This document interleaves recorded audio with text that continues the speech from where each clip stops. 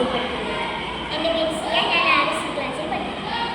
Petroleum ഉൽപ്പന്നങ്ങളെ അടിസ്ഥാനമാക്കിയാണ് ലോകം ഇന്ന് മുന്നോട്ട് പോകുന്നത്. കാർബൺ പുറന്തള്ളുമ്പോൾ നാം കടുത്ത കാലാവസ്ഥ നേരിടേണ്ടി വരുന്നു. ഇതിനു പകരമായി ഇന്ന് ഇലക്ട്രിക് വാഹനങ്ങൾ പുറത്തിറങ്ങുന്നുണ്ട്.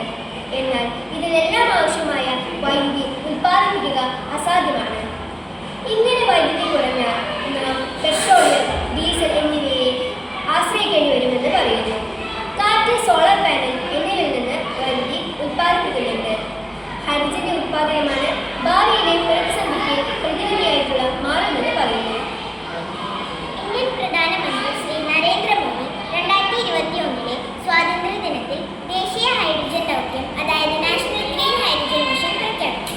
2030 പ്രതിവർഷം 50 ലക്ഷം ടൺ ഗ്രീൻ ഹൈഡ്രജൻ ഉൽപ്പാദിപ്പിക്കുകയാണ് ലക്ഷ്യം. ഈ ദൗത്യം വഴി ഫോസിൽ ഇന്ധന ഇറക്കുമതിയിൽ ഇന്ത്യക്ക് 1 ലക്ഷം കോടി രൂപയുടെ ലാഭം ഉണ്ടാകുമെന്നും കണക്ക് കൂട്ടുന്നുണ്ട്.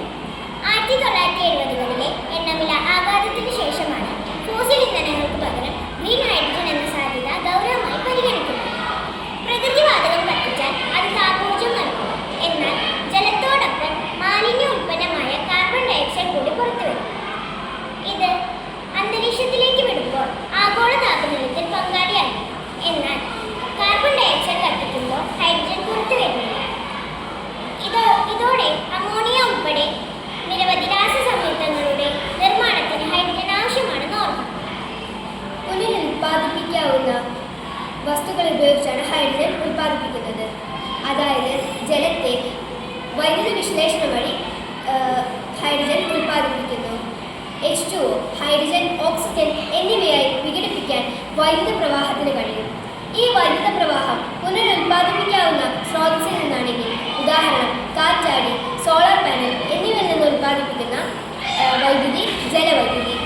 ഉൽപ്പാദിപ്പിക്കുന്ന ശുദ്ധമായ ഹൈഡ്രജനെ ഗ്രീൻ ഹൈഡ്രജൻ എന്ന് പറയുന്നു. ഇനി ഗുണങ്ങളും ദോഷങ്ങളും നോക്കാം.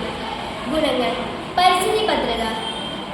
ഹൈഡ്രജൻ പരിസ്ഥിതിക്ക് ദോഷകരമായ CO2 അഥവാ കാർബൺ ഡയോക്സൈഡ് പുറത്തു വരുത്തുന്നില്ല. അതുകൊണ്ട് തന്നെ പ്രകൃതി ശുദ്ധമായിരിക്കും. ശേഖരണത്തിന് പരിമിതിയില്ല. ശുദ്ധമായ ഇന്ധനം. ദോഷങ്ങൾ: ഉൽപ്പാദന ചെലവ്, ഇൻഫ്രാസ്ട്രക്ചർ